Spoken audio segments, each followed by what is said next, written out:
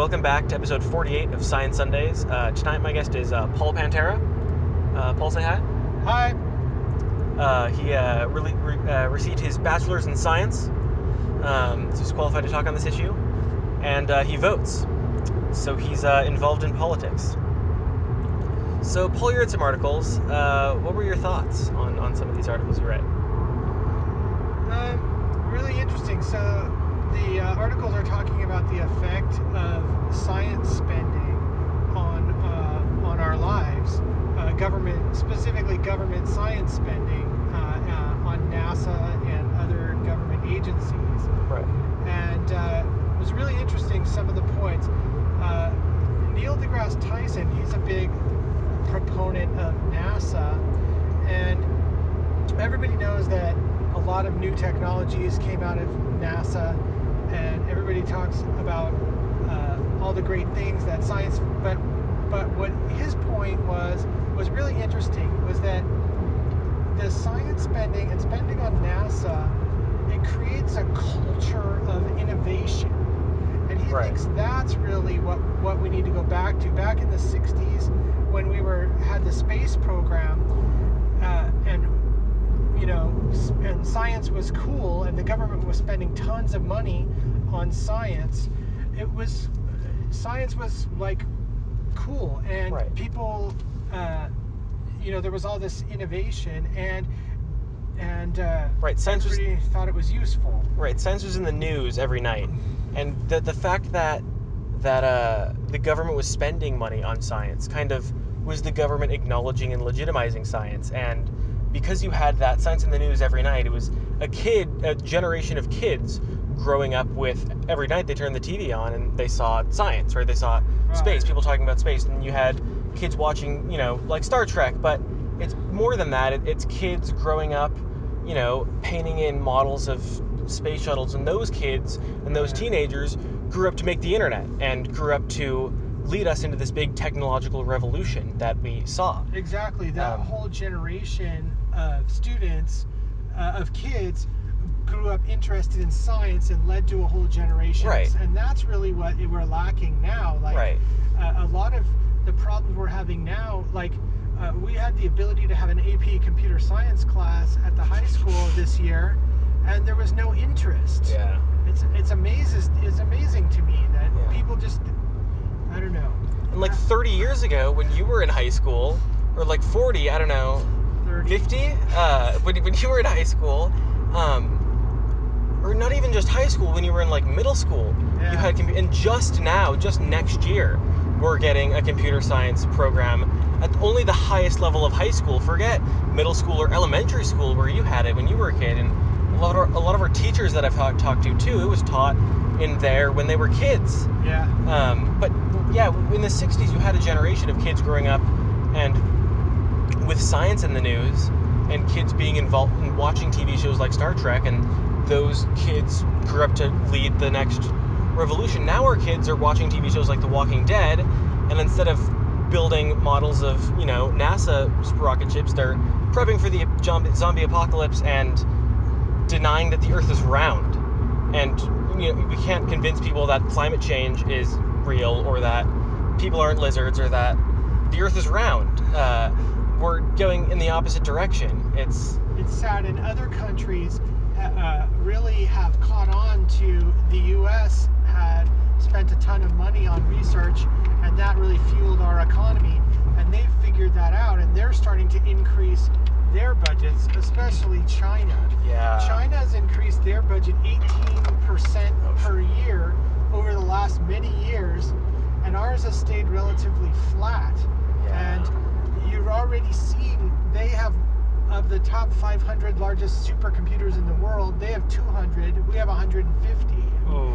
And you're already seeing a lot of great science coming out of China and a lot of other countries. I think as of 2016, China published more scientific papers than the United States. And I mean, that benchmark has to be taken with a grain of salt because they have more people, right? But the director of something from MIT was talking about it, and she said they have passed us up in that benchmark. They're doing more science by quantity, and they are increasing in speed in all other benchmarks, and they will pass us up. And I think a while ago it was predicted that they will pass us up in 2012. It was predicted that they will pass us up in the number of scientific papers they produce by 2020, but that's already gotten here by 2016. So they're growing, and it's growing faster than we expect. And the Neil deGrasse Tyson article that was warning about this was actually written before Trump became president. And now, since Trump is president, it's all gotten much worse. He's cut scientific funding. He's cut the word climate change out of documents and out of the aims of the EPA and other government agencies. Cut funding for all these different agencies. Even cut funding for basic research, which, I mean, Ronald Reagan said it was one of the most important things the government spends money on is basic research, and this is where a lot of innovation comes from. Like a lot of our big drug companies, the drugs that they develop come from the basic research that is government funded in universities. It's crazy. We're just moving backwards and losing ground, and it's almost like people think we've had the lead in innovation for so long that Americans have come to take it for granted and can't really imagine a world where we're not the leaders in innovation. Right. And we seem to attribute a lot of this just to our people. Like, if you look at, everybody knows the story of Apple and all these other, made in your garages, but the technology that allowed those companies to use it was that technology can be directly traced to government-funded research. Yeah. Maybe we should talk about some of the great technologies that have come out of government-funded research. Right. Including the internet. Right. DARPA. The internet was from 1969 from the defense industry. Lasers. Right. GPS. The touch screen. Vaccines. MRIs. It's crazy. So much innovation.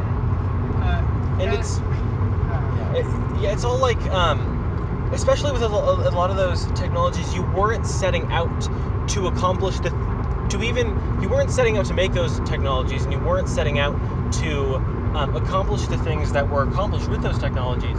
For a lot of things, we were just setting out to beat the Russians to a rock in the sky, right? Which usually you pitch that to somebody, and they'll say, no, that's worthless. How 1 in 4 Americans thinks we're spending too much on NASA. And you look at the money NASA spends, and you think it's, for some of the more out there projects, you think it's not worth it. But it's revolutionized our society. And even NASA today, what they're doing is not, they're putting satellites in space that are, they're improving our quality of life. One of the interesting things about the Tyson article was that he says that nowadays the problem is that the government isn't trying to create this idea of innovation in everyone. It's just sort of throwing money at little holes, trying to fix individual problems, right, instead of trying to create a culture of innovation. And he has this quote that he quotes all the time, saying, if you want people to build a ship, don't tell them to chop down trees and cut wood and teach them to build a ship. Teach them to long for the sea. Right. Right? Then they will figure out how to build the ship, right, if they really want to be in the sea. And that's what he says the problem is that it's just. And that's the key distinction we really need to make here. Like, when Trump was running for office, he did promise increased science spending.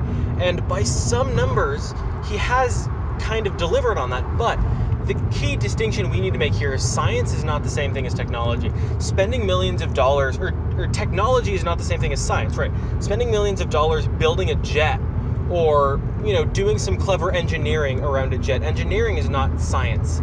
It's research is what we're talking about. That's not going to progress in the long run humanity, and it's not going to progress our economy or our society or our culture like spending money on science will.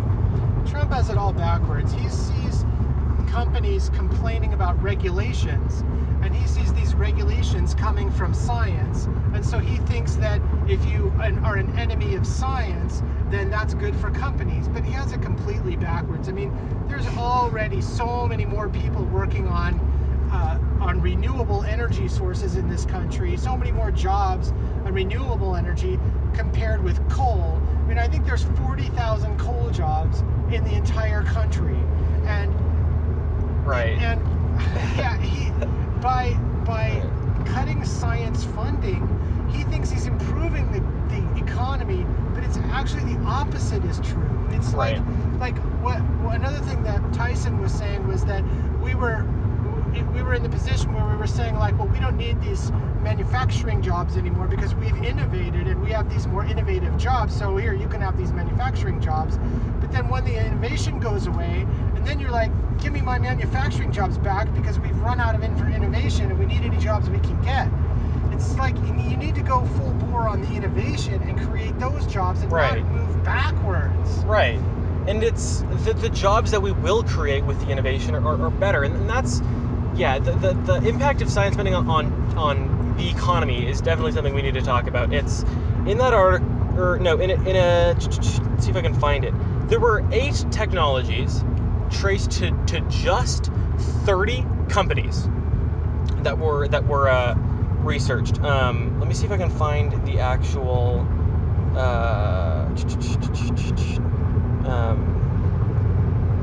One of the things they said is that ever since the 60s, half of the growth came from the space program.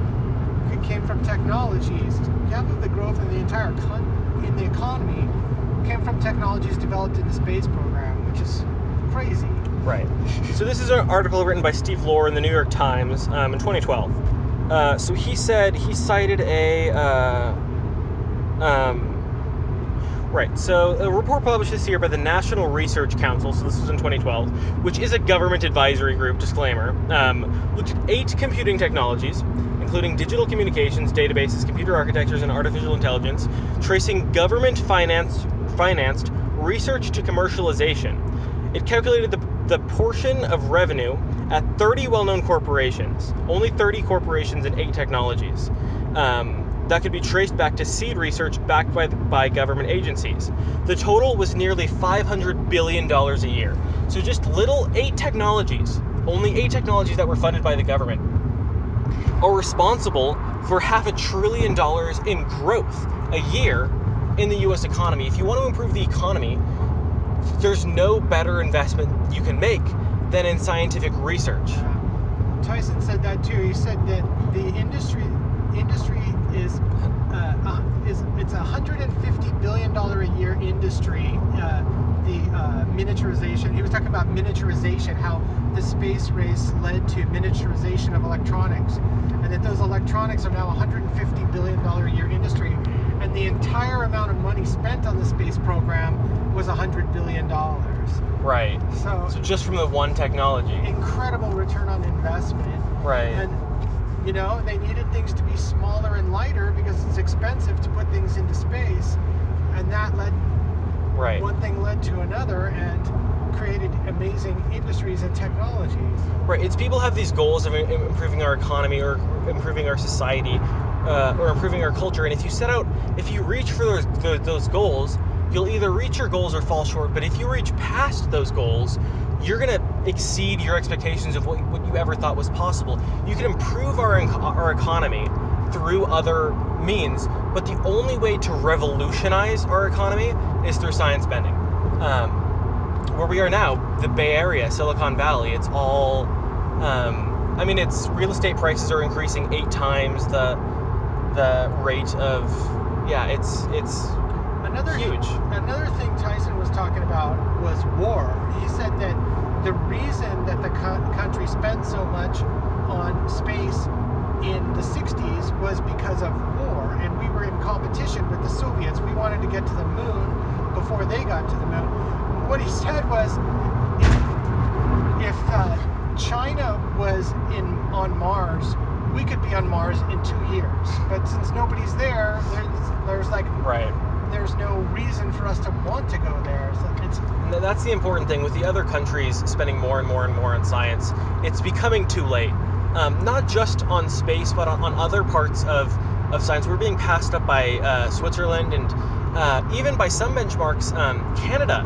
They're spending a lot more on even computing technologies than we are. The country that gave you the internet and the personal computer and the microprocessor is now being passed up by China. Canada. By Canada. Google and this was a while ago. You probably know about this. Google and NASA teamed up together. So the private sector and our government teamed up together to spend $15 million on a quantum computer from D-Wave. D-Wave is a Canadian company that received $50 million in funding from the Canadian government. So the Canadian economy and the Canadian government are spearheading this technology that we're buying after the fact. That's the new wave of computing technologies. Not even science, but technology is Canada, and we're buying it from them. And even quantum computing technology, that technology was that quantum mechanics was the science behind that technology we had since the 60s, since the 80s. We're barely catching up, and there's nothing after that. We're falling behind, and the other countries is the thing we need to be focused on, and privatization of science is the other thing we should talk about. Now what we've seen just recently with SpaceX and the retiring of the last NASA space shuttle. Now the ISS is completely restocked and maintained by SpaceX, right? And government military satellites are being put into space by SpaceX and not by the government itself. Elon Musk is our only hope to make science cool again. Well, yeah. But it also gives a lot of power to the private sector, but some people think is a good thing.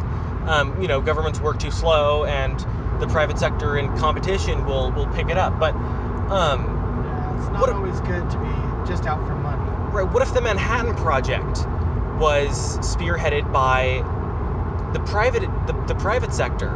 Right.